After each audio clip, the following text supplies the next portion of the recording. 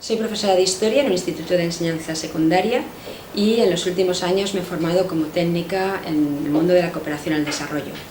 Como llevo bastante tiempo en el trabajo con las organizaciones no gubernamentales, he tenido ocasión de estar en contacto con el municipio de Alaquàs y con su alcalde, Jorge Alarte,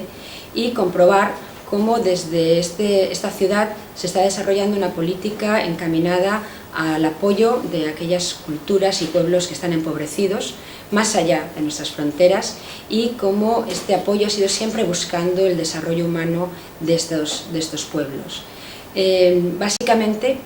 considero que Jorge Alarte es una persona que está bien informada, que conoce cuáles son las necesidades de estas poblaciones y cuáles son las líneas de trabajo que en la actualidad se están desarrollando dentro del mundo de la cooperación,